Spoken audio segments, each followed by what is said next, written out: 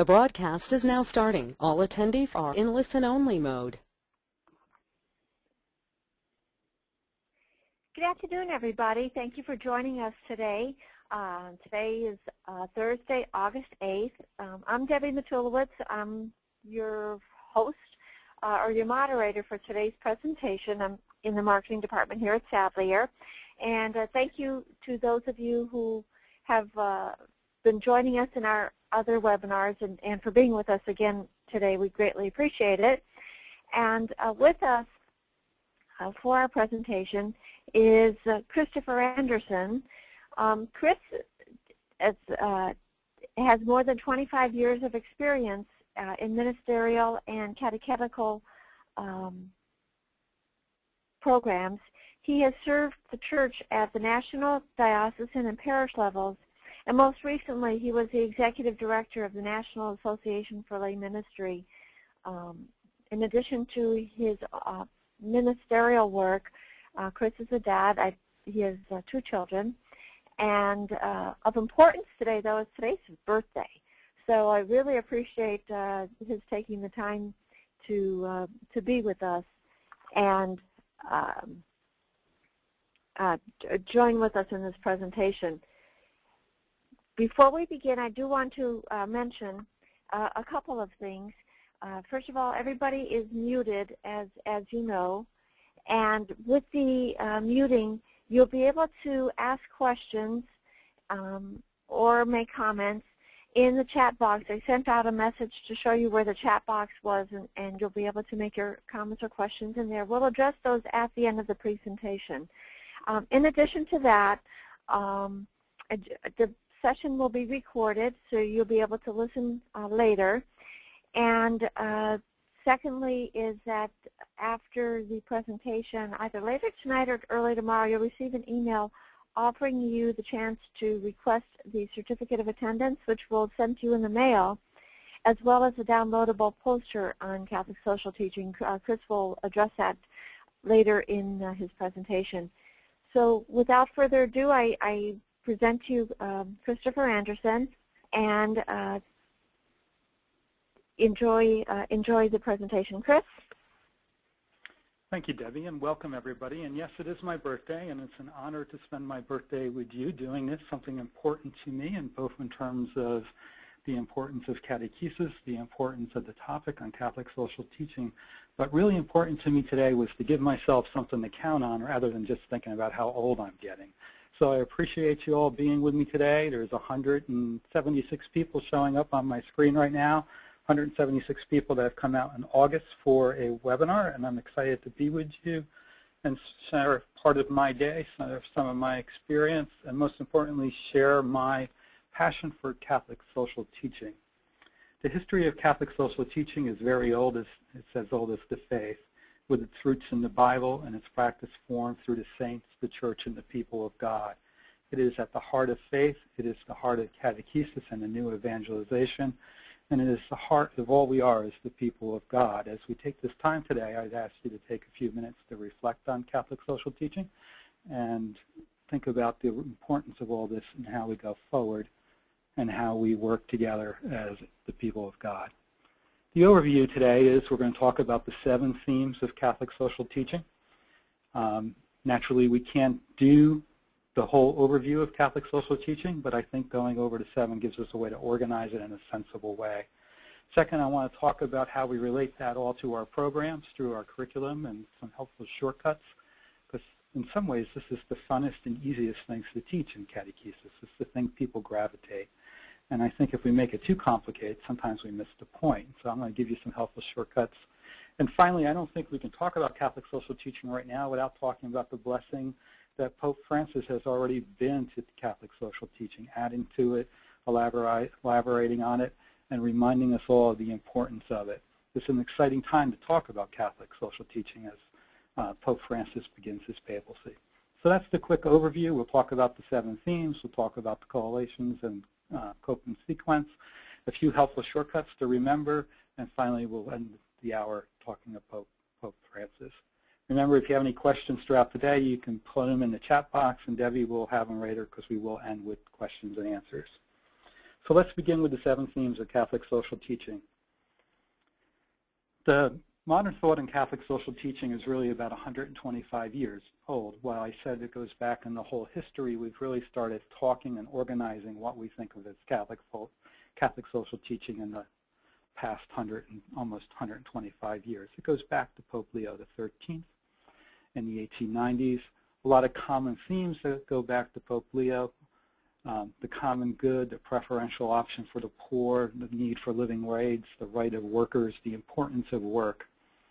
Over the years, it's been summarized a great deal of different Catholic social teaching from different sources into these 7 themes, grouped for the ease of catechesis, grouped for the ease of teaching, grouped for the ease of remembering.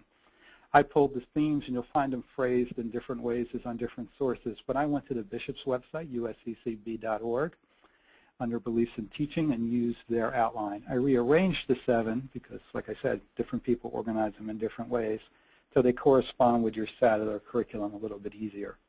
So let's begin with the first of the 7 themes. The first theme, of course, is the life and dignity of the human person. The Catholic Church proclaims that human life is sacred and that the dignity of the human person is the foundation for our moral vision for society. It's this belief that is the foundation and the principle of all our social teaching, the simple right to life. In our society, human life sometimes feels like it's under attack, whether it be abortion or unjust use of the death penalty. But it's the value of human rights is often seen as threatened by science, by things like cloning and stem cell research. But it's important to remember that the respect for human life is the starting point for it all. Sometimes we forget that human life can be threatened at a national level through the direct targeting of civilians during war or terrorist attacks, as we've all been reminded of this fall, as completely unjust and a violation of our basic human right. As nations, we must work to protect the right to life, finding increasingly effective ways to prevent conflict, whether those be national conflicts or conflicts on the street. We need to find peaceful means to interact with people. We believe that every life is precious, that every person is more important than anything, and the measure of every institution is how it protects life. And then the next step, how it enhances the dignity of every person. This theme is not just the right to life, but it's the right to life and dignity. Of course, this theme has its scriptural roots in Genesis. God created us, man and woman, in his image. We are all created in the image of God.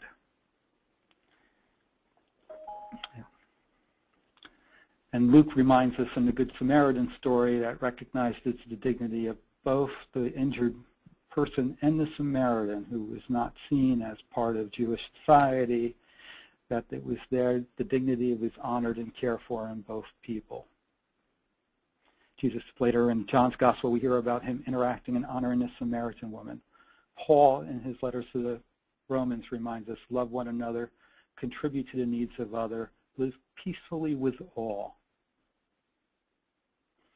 And John's letter reminds us, love one another because the love is from God. Remember, people are made in the holy image of God, all people.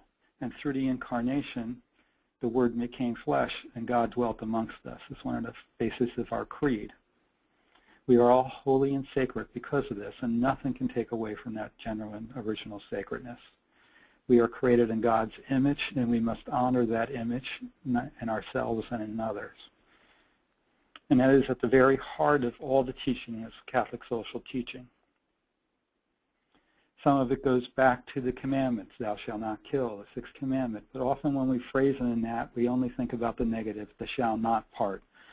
If you flip it around and think about it positively, thou shalt live. We should give everyone the chance to life, to live in dignity. We live in a world today where people still live in slums and still live in a degree of without a degree of human dignity. From subhuman working conditions and living conditions to false imprisonments to a world that still continues to have slavery and forced prostitution, where women and children are continued to be sold, and where working conditions are horrible for some people, where people are treated simply as a tool for profit, Every once in a while it comes up on the news and we are reminded of the horrors by a fire in India or in Central America or elsewhere in the world, that so often horrible working conditions are in place so we can have things cheaper. And that's not a good measure in Catholic social teaching. Remember, people are always worth more than a thing, and that everyone has the right to life and a life in dignity. Going forward, we build on that. And we're reminded that we are all called not only to be individuals, but we are called to live in family, community, and to participation. People are not only sacred, but they are social by nature. We are organized into society for economics and politics, law and policy. That affects how we live directly in our human dignity. It protects us how an individual grows. By nature, we are social beings. We were created to live in community. Remember, in Genesis, God says it's not good for man to live alone, and Eve is created. Later in Genesis, we're reminded that we are our brothers and sisters' keeper. Society needs to be built in a way that builds up people and gives them a chance to grow in dignity, to grow closer to God. We live, in a sense, for the common good. And within that common good is the call to family, the call to community, the call to participate in both. As we go forward and talk about that, we think of Paul telling us in the letter to Romans that we are one body, individual members that make up the whole. We remember that we are all part of it. As families, society creates a space for us and provides stability and strengthens and hopefully supports the family in all things it does, from marriage to care to hunger issues to society and to protecting the vulnerables in families, to making it easier for spouses, making it easier to raise children, and supporting families in those efforts. At the heart of everything, of course, is our love of children, our need to procreate, our need to be responsible citizens that create a society where we participate. And within that becomes rights and responsibilities, the third of the theme. Catholic teaching us that human dignity needs to be protected by a healthy community. It can only be achieved if human rights are protected and if the responsibilities within that society are met.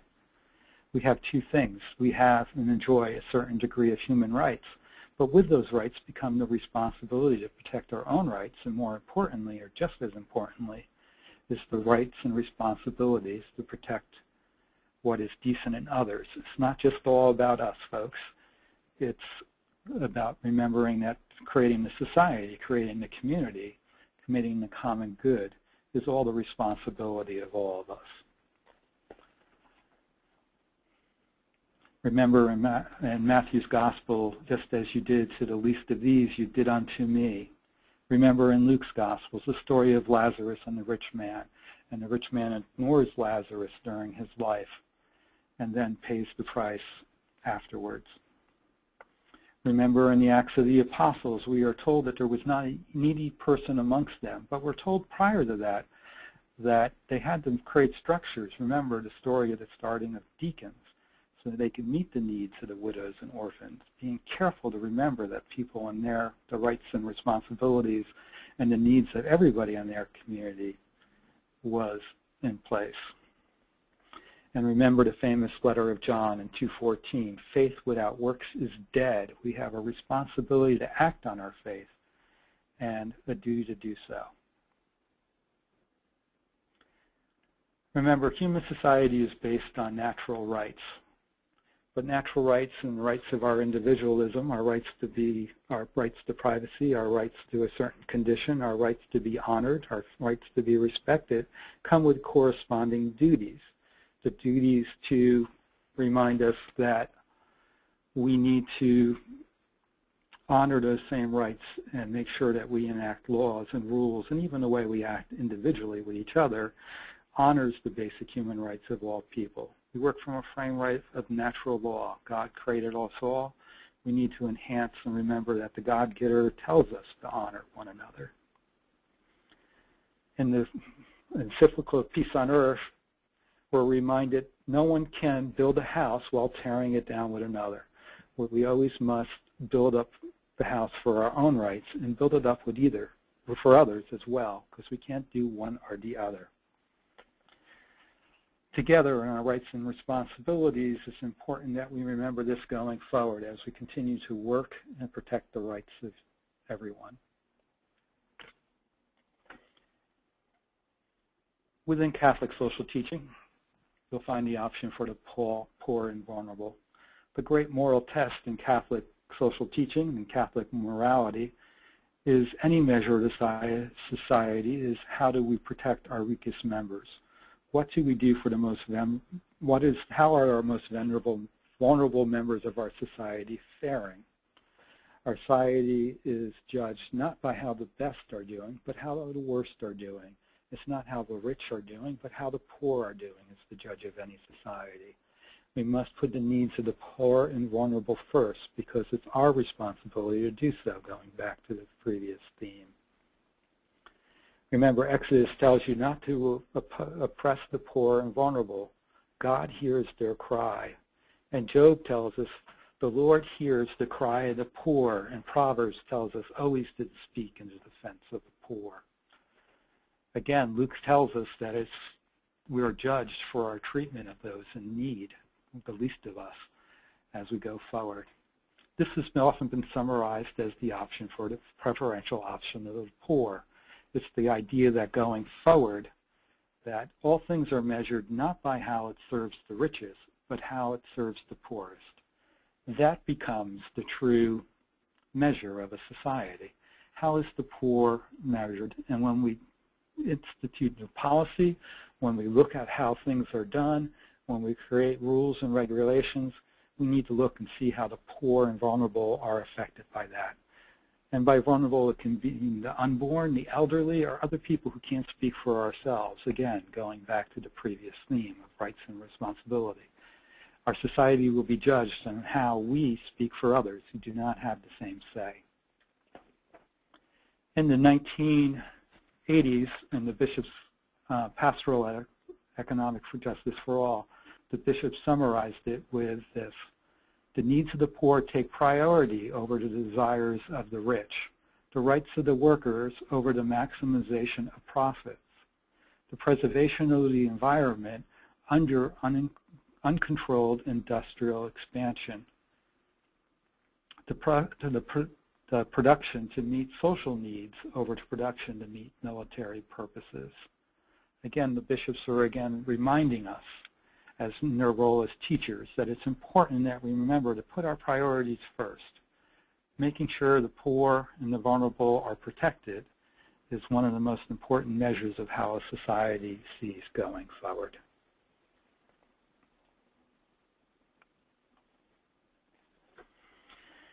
In the last 120 years, a great deal has been said about the rights and needs of workers and the dignity of work. Remember, the economy must always serve people. People aren't made to serve economies. Economies are made to serve people. Work is more than making a living. It's how we contribute to society.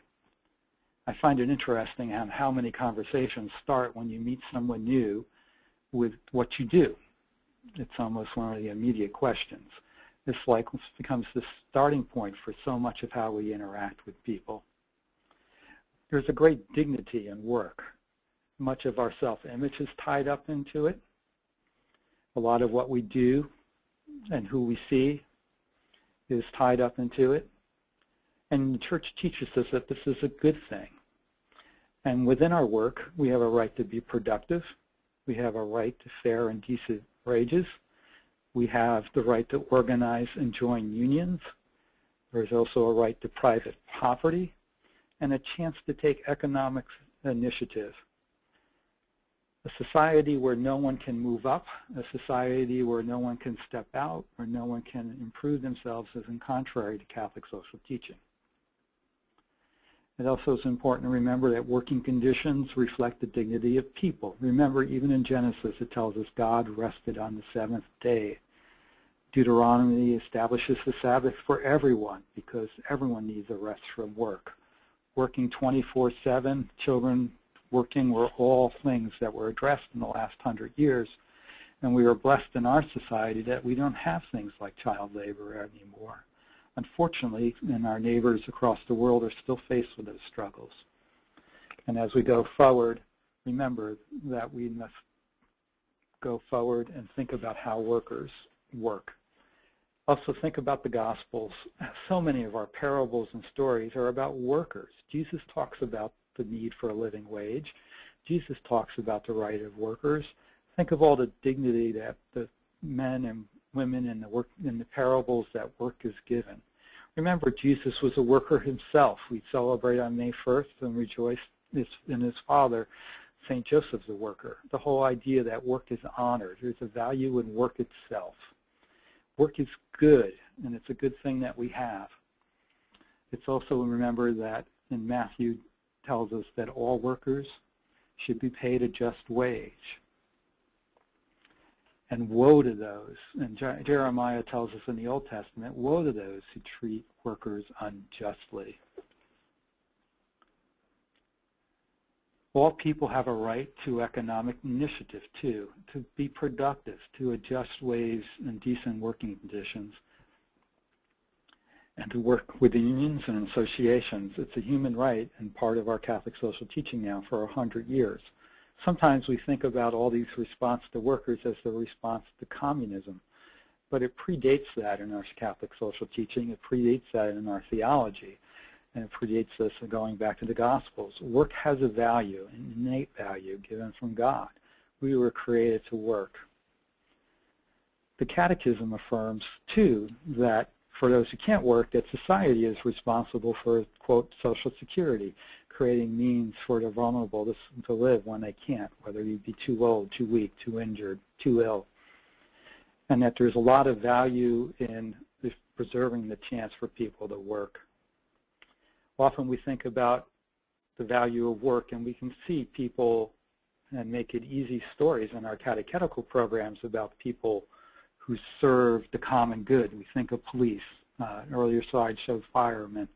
But even the garbage man and plumber, it's easy to see how they serve the common good.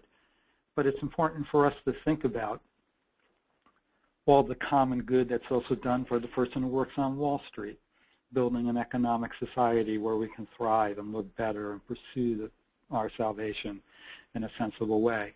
There's value in all work. My mom's a nurse. She always had a sense of vocation from that. She didn't become a nurse to make money. No one does. She became a nurse to serve people and to nurse people back to health. I often think back to a conversation with one of my cousins, one of my mom's nieces, who's a doctor, saying to my mom, "Why didn't you become a doctor, Aunt Marie? You know so much." And my mom's saying, "Because I wanted to be a nurse. I wanted to nurse people back to health. I didn't want to write prescriptions." That always the memory makes me chuckle still.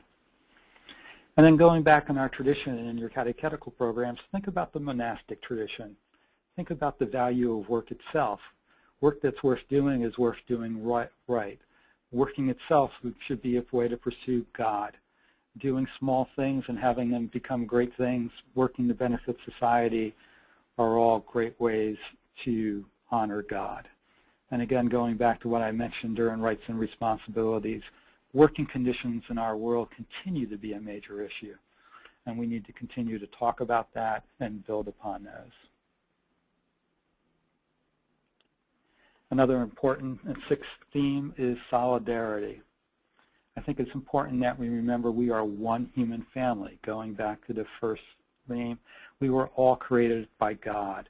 Regardless of what our nation is, what our race is, what our ethnicity is, what our economic standing, our ideological beliefs, our religion, we were all fundamentally created by God, even if the person doesn't realize that.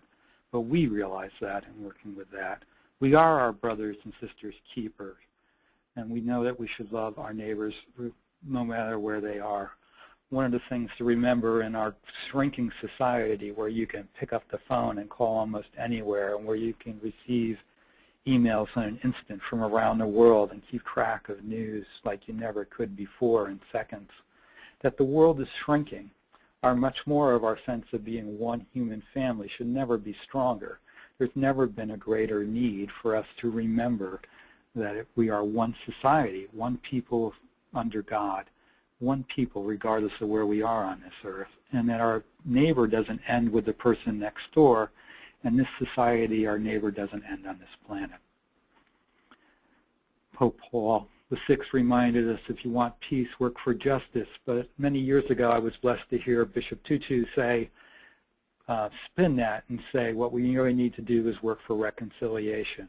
He was talking about his work in Africa, in South Africa, in Zimbabwe, saying that justice is often misunderstood.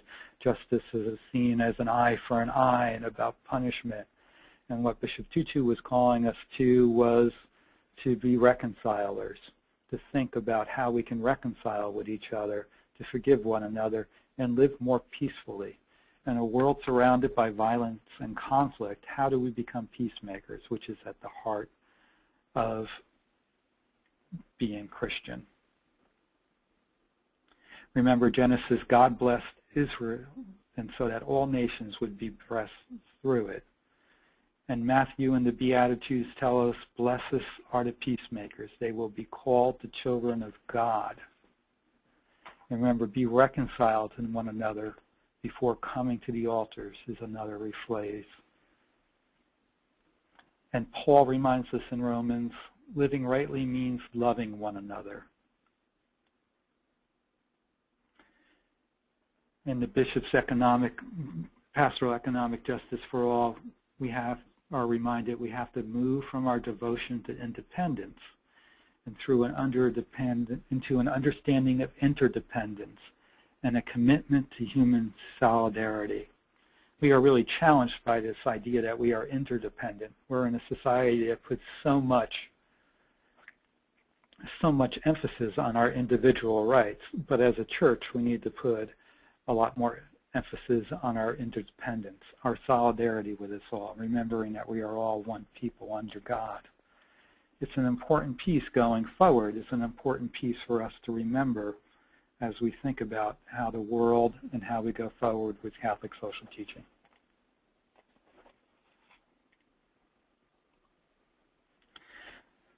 Finally, the most hot topic in Catholic social teaching, I think, right now that we hear a lot more from a lot of different sources is the care for God's creation. Remember, we show our respect for the Creator by our stewardship of creation. Genesis tells us that God made heavens and the earth, and it was good. The world we live in is good. And then he commanded that humans to care for God's creation. It's one of the most fundamental approaches. Genesis 1 tells us God created the world. Genesis 2 tells us to take care of it, to be stewards of God's creation. It's one of the most fundamental and ethical challenges that we face right now as a society, as people of God. How do we care for our earth and our environment? It's important that we think about that. There's so many images of God's creation in the Bible, it's easy to do. The Psalms sing of God's glory and remind us all the time of the importance. Paul tells us in Corinthian creation and all things that were created are inherently good because they are from the Lord. And it's important as we keep things together and think about the environment as a gift from God. And how do we honor gifts? And how do we think about the environment? I think back in our tradition and I think about the importance of creation and some of how it predates the current trends on the environment. Think about Francis and his love of creation and his appreciation that all things created were created by God and needed to be shown love. I think about St. Benedict and the rule of Benedict calling on brothers to live in harmony with the earth and grow their food and be cultivators of the earth and care for it. Today, I think it's important that we remember that this is an important issue for so many people. It's an ideal way to connect people in a new evangelization. Start with the good. That's the care and worry about the environment. We share this common issue. We share this common concern, and what we bring to it is a biblical sense, a theology about why we need to do it. We just don't do it because we're worried about what the earth is going to look like. We do it because we were charged from the beginning by God to care for this society. And the fact that we're facing economic and environmental disaster at this time is just a reminder, not the call. The call has come from the beginning. And I also think it's important in Catholic theology that we remember that that one of the most underlying reasons why we honor the poor and honor the environment is too often in our society it's the poor who face the hardship of environmental hardship. What we do to the environment often affects the poorest of the poor first, that they're the ones that need to live in pollution. They're the ones that don't have a way to escape it. They're the ones who are subject to it. The poorest of the poor in the third world live in dumps. Our waste is an insult to their livelihoods or lack thereof. We need to go forward thinking about this and work on how we can protect. So it's a twofold mission. First, to remember that creation and stewardship is a challenge from God from the beginning, and then later our Catholic social teaching teaches us that we need to care for the world because the world is what cares for us, and the poorest of the poor are affected most when we are negative about it.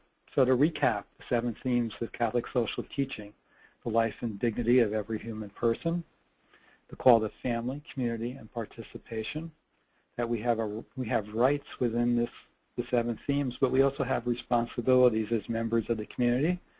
The 7 themes of Catholic social teaching tells us there's an option for the poor and vulnerable, and that we are always judged as a society about the treatment, how we treat the most vulnerable, whether it be the unpoor or the poorest of the poor in our society.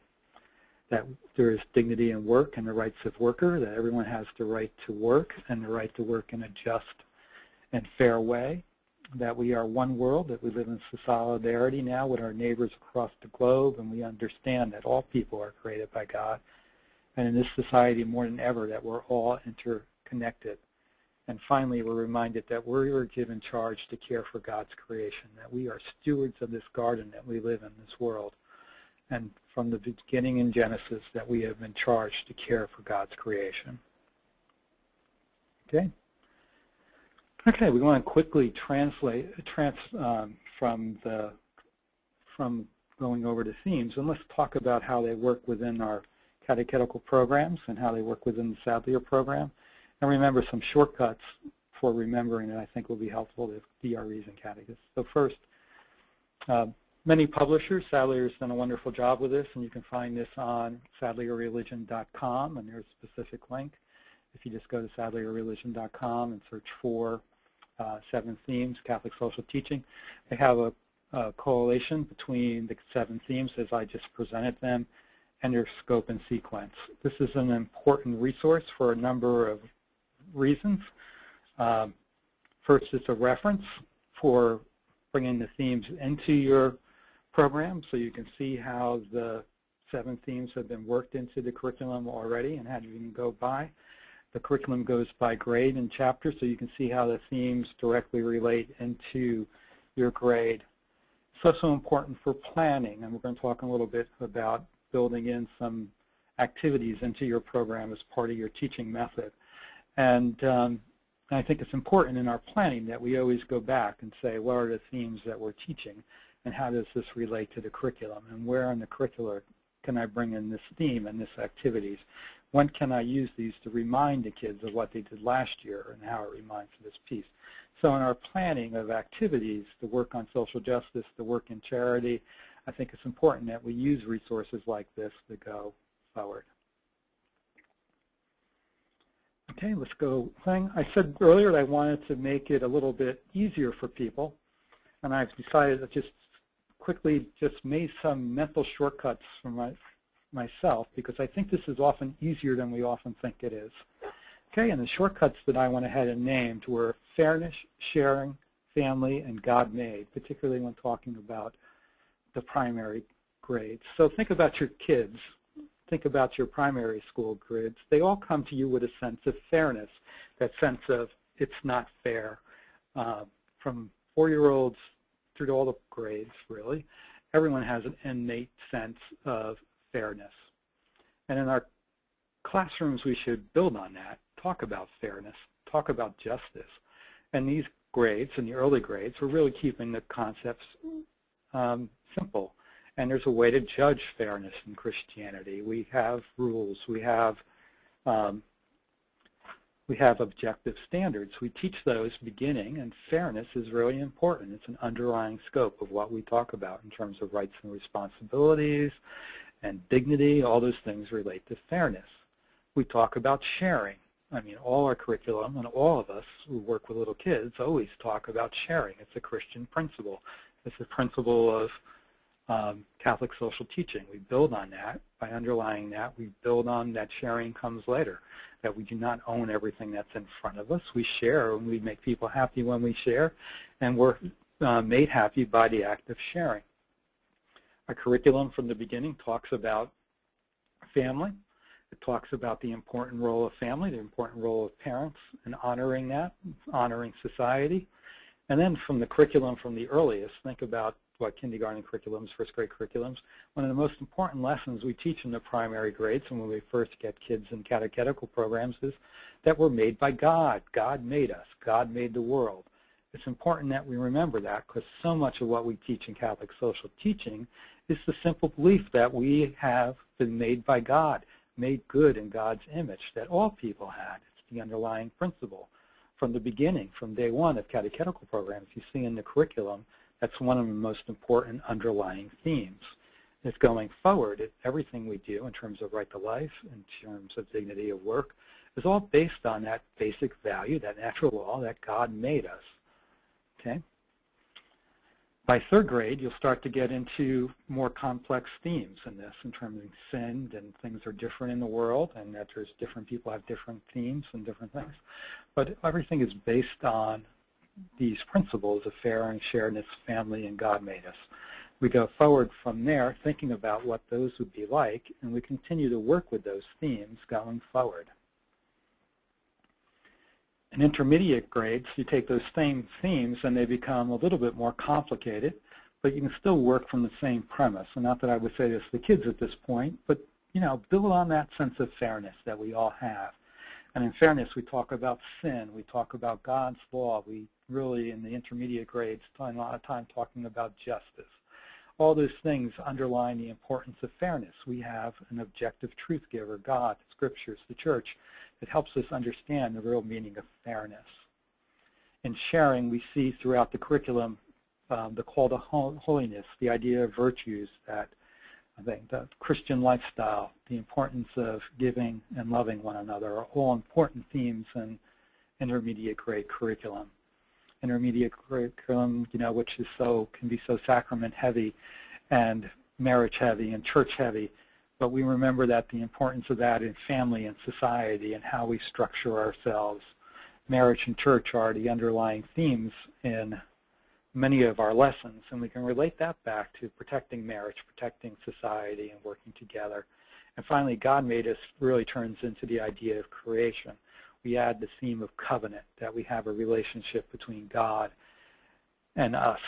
And we introduce very strongly the sense that every human life is sacred, that we're made in God's image, we have a covenant, and we have a relationship with God that we need to honor going forward. It's an important piece of where we are and who we are in these grades and with these kids at this age.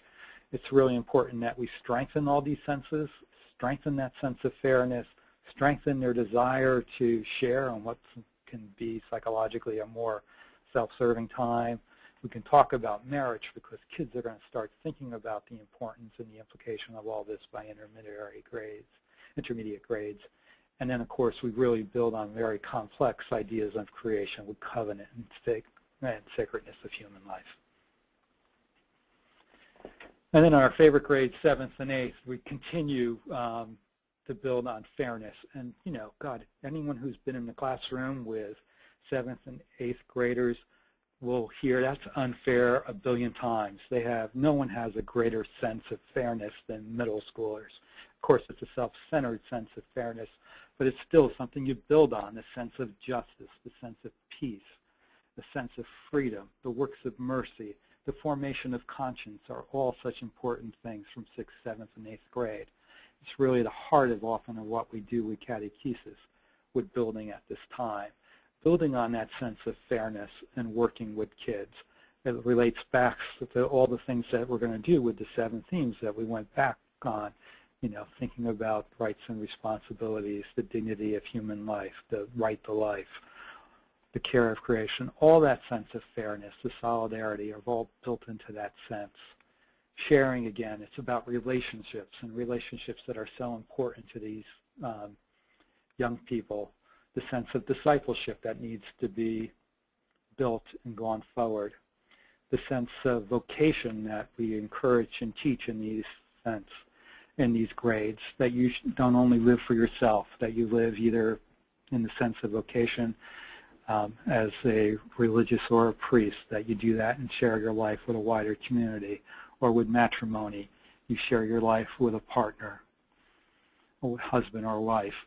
That whole sense of the importance of sharing your life. And even in vocation in terms of work, that you choose a work in a sense of vocation, and you have a sense as a Christian in the workplace, that you bring your Christianity to the workplace and that you build society through your work. It's really an important sense of vocation and sharing.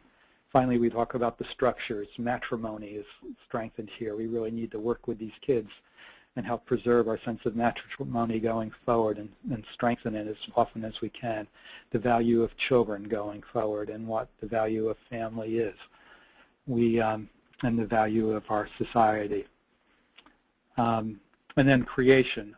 Our public school curriculums, even at the science level, are talking so much about the environment. We should be tapping into that. But much of our junior high curriculum is often history. But we can take a few minutes when we come to the story of Francis and come into the monastic movements to talk about the relationship that Christians have had with the earth from the beginning, that the people of God have always shared with our earth. It's an important piece of our society. It's an important piece of who we are as believers. Also, while we're talking about public schools, I think it's important for us at this age in particular, but probably important for all of us at every time, to be in touch with those of us in parish catechetical programs to what our public school kids are doing and watching their topics. When they're talking about the environment, when they're talking about the Earth Day, when they're talking about the scientific creation of the world, it's important for us to be in touch, and a good catechist should have an awareness of what the public school kids are doing in their curriculum and what they're talking about. It's always good to check with kids. Just simply ask, because one of the things we can add that the public school isn't designed to add is we add the faith. We have to add the creation to the science. We have to add the belief in God and the value of all human people. When the social studies, in terms of studying the world and the different people around it, we add the brother and sister because we're all made in God's creation to it. Okay. Let me talk about involvement in activities in our program. Of course, one of the great ways to teach the 7 themes of Catholic social teaching is through activities. Going back to James, what is faith without action? And I think many of our programs have tried to build in areas of action, areas of activities and things. So let me just talk a few minutes about those and break it up into 3 ways. First, individual involvement.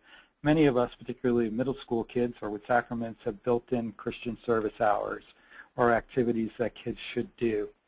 I think it's important when we do those that those always relate back to the curriculum, that they're just not hoops we make kids jump through for sacraments, that there's reflection seats, that it relates to the curriculum.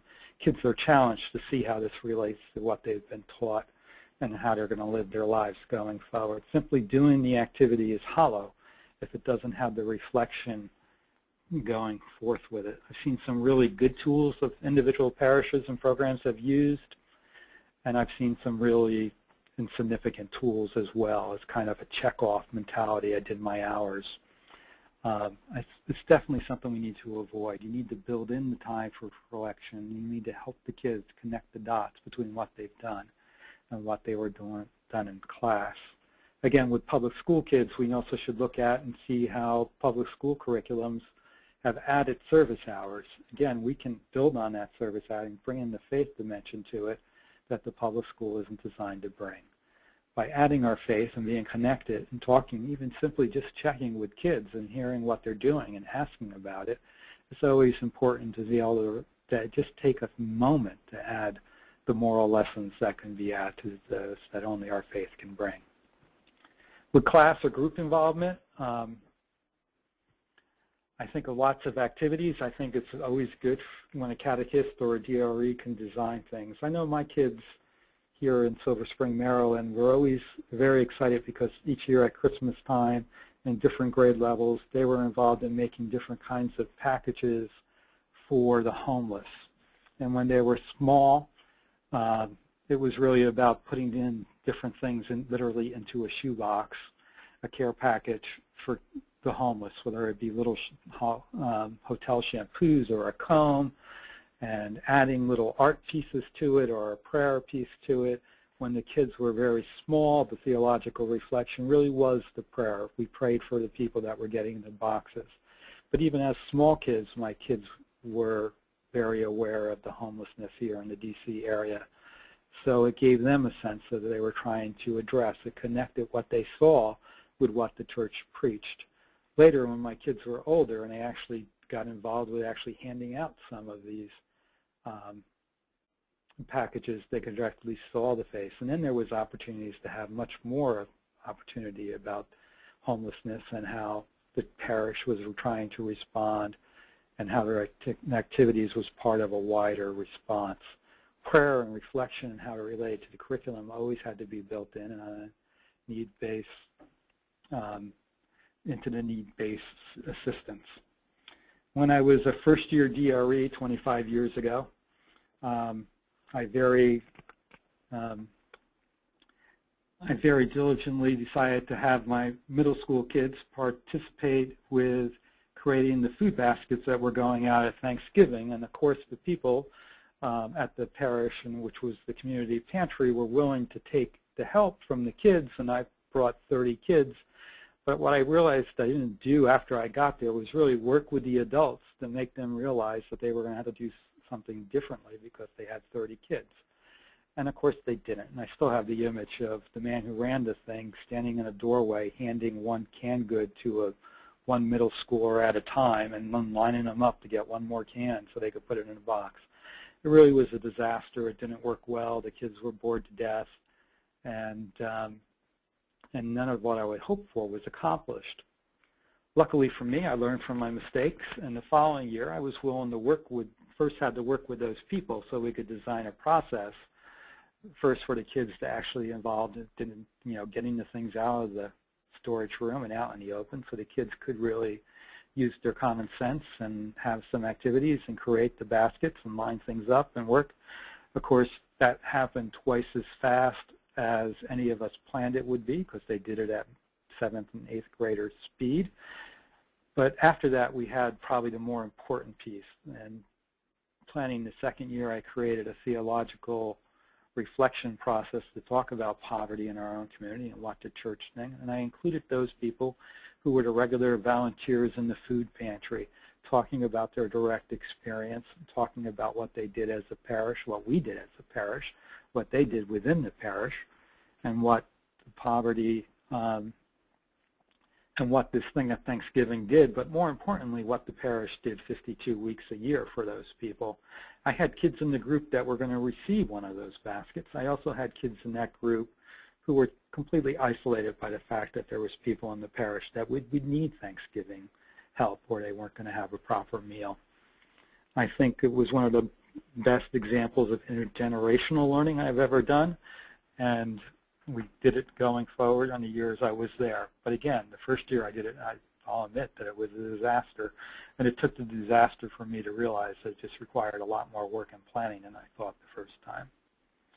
Finally, a whole program things. I mean, many of us probably have done things where it'd be have a food drive with a program or other things. I know many Catholic schools have gotten involved in even things that responding to someone maybe having cancer and raising money for a particular cause like that through a run or a thon of some kind.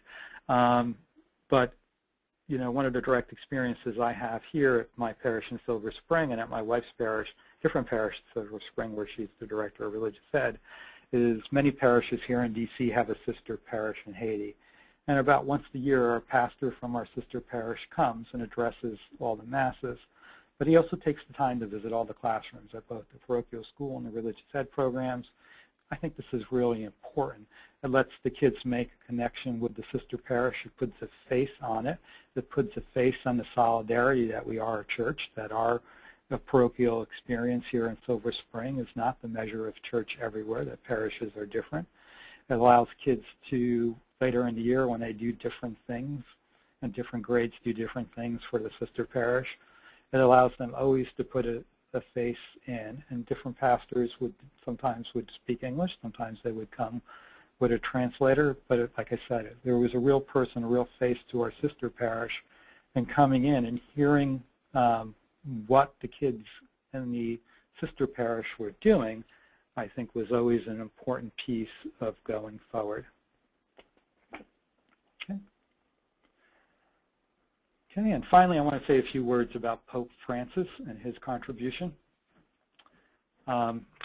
If you go and you just go to Google and you put in Pope Francis and poor, you will see hundreds of results. I think it's fascinating that it's one of the things the secular press has picked up on our new Pope, is his commitment to the poor, his commitment to the environment. I just pulled a couple quick quotes, and one being where his name Francis came from. And he says that when Cardinal Hoyas kissed him and said, "Don't forget the poor," when he was being elected Pope, he said, "The words came to me, the poor, the poor, the poor." Right then, thinking about the poor, I thought of St. Francis. I thought of all the war. And I thought of Francis as a man of peace and how our nation's heart, and St. Francis. So that's how he came up to the name. Okay. Later in June, he told a bunch of Jesuit seminarians, poverty in the world is a scandal. There is so much wealth and so few ways that we share our resources to feed everyone. And then last week at World Youth Day, you concluded by saying, evangelizing means bearing personal witness to the love of God.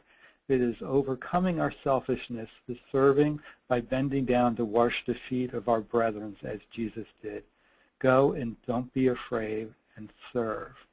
So with Pope Francis, we're seeing lots of references to the poor and to the needy. I also think it's important to remember there's been lots of references, maybe as many references as any pope before Benedict, to the environment. In his first homily, his installation as Pope, he referenced the environmental need in global warming. It's an important thing to remember. It's important to Francis, and we're going to continue to see more and more from Francis as we go forward. Almost daily, you're almost reminded of the need of the 7 themes of Catholic social teaching in the words of our Pope. It really concludes what I had to say today. I do have 2 suggestions for further reading. First, the USCCB website is a great place to start on the 7 themes of Catholic social teaching. I also would invite you to take a look at the Catholic Coalition on Climate Change. Their big website is the CatholicClimateCovenant.org. It's a St. Francis pledge asking individuals, parishes to pledge to do the work to preserve their environment, all driven by the underlying theme that the poor are affected by the environment the most. I think we have about 5 minutes, a little bit more for Q&A, for questions. I think Debbie's might have some for us. I sure do, Chris. Thank you, first of all, for a wonderful presentation. Not only did you provide inspiration and a thematic presentation, but a lot of practical applications to roles that everyone has in their ministry. I do have a couple questions. First of all, for those that have written and asked, the links that Chris mentioned in his presentation, we will put them into a handout, as well as the primary, intermediate, and your junior high grade levels and the developmental chart. We'll put that together and send that out to you. Probably sometime next week it'll be done. So just so you know, you will get that. Here's one question, Matthew wrote a comment. I think we just answered it though. The harmony between the scripture passages, church teachings, and these 7 themes is powerful. Will it be possible to receive the scripture references and quotes from church documents shared in this webinar for each theme? They are amazing, and I would love to track all of them for prayer, reflection, and sharing them with students in class and colleagues in staff workshops and meetings. Matthew, thank you. Yes, we will take care of that. Yeah, actually, Matthew, I think there's many sources of scripture themes to the 7 themes. Most of the ones I used, I added a few on my own along the way. You'll find right on the Bishops' Conference for each one. So they have a place where you can click through and see the themes, and you can click right through to the passage of the Bible and read it in context as well. So it's a wonderful little resource we can use for scripture. They also list a great deal of direct quotes from different bishop and pastoral documents in the Council of Vatican II and Catechism references, again, with direct quotes, so you can click through and read them in context. It's a wonderful resource. Again, if you just Google 7 themes of Catholic social teaching, you'll find other resources like that as well. Okay. Let's see. Yolanda asked, is it true that for junior high grades to get involved with seniors, there is a limit to involvement because of protection legalities? Then she continues, it makes it more difficult for me to have them experience an interpersonal involvement. Besides our Christian service program, what are some approved links and or resources for them to utilize? Yeah, I think, it's easier. It was much easier in the mid-'80s for me to do things than it is now. I understand that. But I would say it is much easier. It's worth the effort when we can. I think one of the things we need to do is to continue to find ways to go the extra mile so our kids have a pretty wide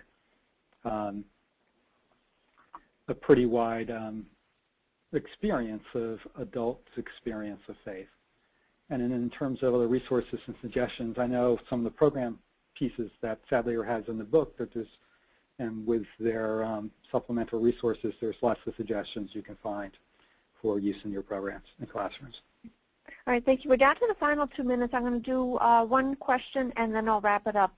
Leonard wrote, rights and responsibilities is the most contentious part of Catholic social teaching. How does the role of government fit into this? Conservatives claim that there is no role of government, while liberals will promote the role of government. Some say there is a spiritual dimension or a physical dimension, and the two shall never meet. How should this be addressed? Well, I need about another 3 hours to even start to tackle that. But I think it's important when you look at the Catechism of the Catholic Church that government is a creation of people.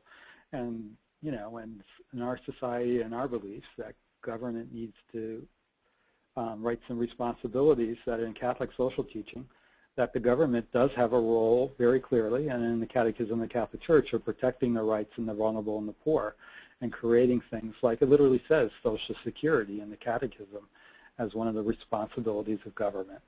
So, sometimes our theological arguments are different than our theological arguments. I don't think our theological arguments about the role of government are often the same as our political arguments. Okay, thank you. All right, 2 things. One is that you will all receive 2 emails from Sadlier Religion. Number 1 will offer you the chance to, if you would like to receive a certificate of attendance, which we sent you in the mail through the post office. You'll be requested or prompted to fill in your name and your address so we can mail it to you. That same email will offer you, you can download this poster and print it out. It's the 7 themes of Catholic social teaching, available in English and in Spanish. Then secondly, you will also receive a second email from Sadlier Religion with the link to this recording. Feel free to share it with others, to show it with, to others, or re-listen to it yourself. Again, I have to say how much we appreciate your joining us for this presentation today. We do have a couple more webinars later this summer. Sister Rosa Monique Pena is going to be presenting in English and in Spanish August 21st and 22nd on my spirituality and the spirituality of my students. Later in the month, Father Michael Carano from Queens, New York, talks about the vocation of the catechist and the joy of believing. So you'll receive notices and announcements on that. And as we close, what I want to do is, if you don't mind just listening or praying along with me, Chris, we have a prayer for my friend's birthday. And you've joined us today, and we so appreciate it. I'll read the prayer, and if you all can pray along with me to Chris. Loving God, you've created all the people of the world, and you know each of us by name. We thank you for Christopher, who celebrates his birthday. Bless him with your love and friendship, that he may grow in wisdom, knowledge, and grace. May he love his family always and be ever faithful to his friends. Amen. All right, on that, everybody, we will end the webinar. Again, thank you for joining us, and thank you, everybody. Hope to see you again. Oh, you're welcome. All righty. Good night or good afternoon. Bye-bye. Thank you.